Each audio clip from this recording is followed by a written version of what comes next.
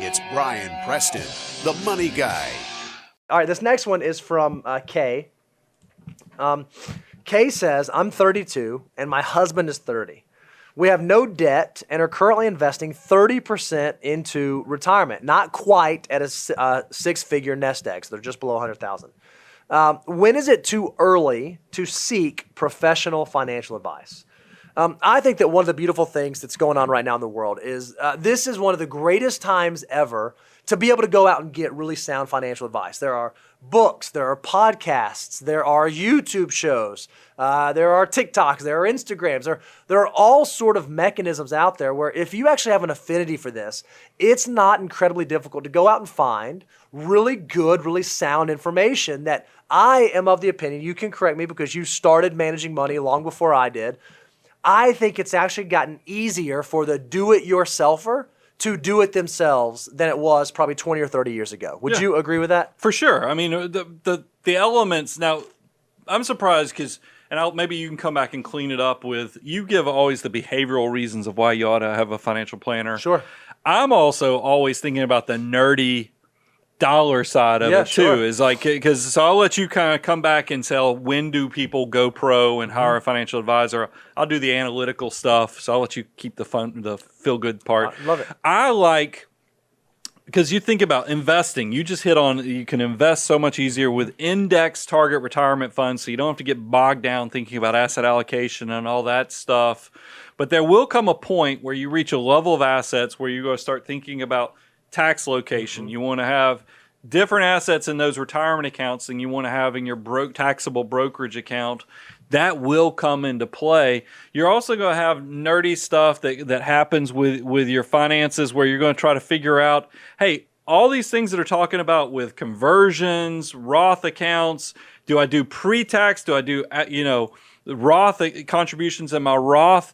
How does that all play? It all is going to be a mathematical calculation based upon where you are with your age, the current tax code, when your goal of retirement is. It gets very nerdy and analytical. It probably does make sense to have a co-pilot that can help you with that. But Bo, there was like 3 or 4 things that we always tell people, this is when you know you should go pro. Yeah, there's sort of 3 times that we think it makes sense for someone to hire a financial advisor. The first is when the gravity of your financial decisions becomes so great that you're nervous about going at it alone. If you have a $10,000 portfolio and you make a 10% mistake, that's probably not life-changing. That's probably not something that's going to derail you.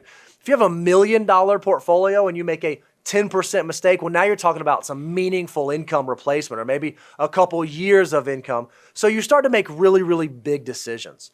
The second thing is when you just don't have enough time to do all the things that you know you need to do. You know, oh man, I need to update those estate documents. Or man, I know I should review my tax return, but I'm just going to tell the accountant that it's good. Or yeah, I haven't really thought about rebalancing my portfolio.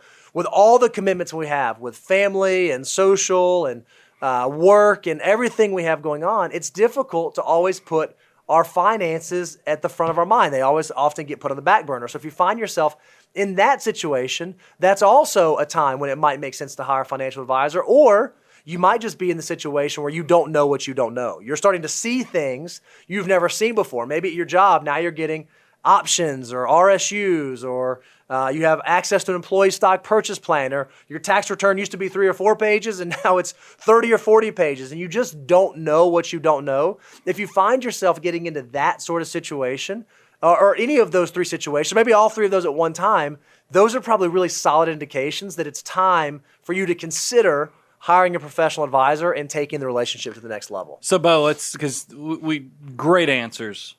Give me a number. Woo! Yeah, that's a hard one.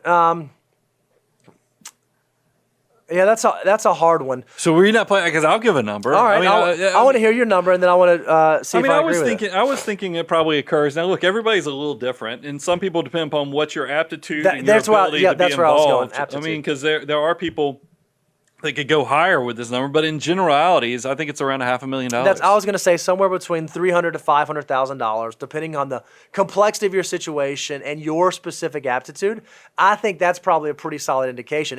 If you're someone like you guys and you're piling away that 30% into your retirement accounts and you're just about to hit 6-figure status, you are doing amazing, amazing work. And I would argue that those dollars are probably going to be better spent going to build your army of dollar bills than trying to work through more complicated financial planning just yet in your life cycle. And I don't mind taking it a step further is in the fact that we've tried to, Bo mentioned, there's a lot of good free information. That's why moneyguy.com/resources, 9 steps for free. But look, I'm going to go a step further and say, if you look at this 9 steps and you're like, yeah, but I'm a person just like Kay shared. 32, husband's 30, no debt, 30% in retirement savings. I'm trying to figure out next step. Maybe I need to go a little deeper in my understanding of what financial order of operations is. Go look at the course. That's I think great. sometimes we're so worried about making sure we tell you all the free stuff we do that we're horrible business people and we don't tell you we actually have a course that goes much deeper into this so you can actually figure out how am I navigating this. Am I at the point that I'm still a do-it-yourself, or am I a financial advisor type person that I need I'm at the graduation point? Visit learn.moneyguy.com and you can go much deeper with the course because it's going to help that person who's kind of to accelerate as they're trying to figure out if they need a financial advisor. And you guys should just, kudos to you guys. 32 and 30, no That's debt, great. saving 30%. That's huge. You guys are absolutely crushing it.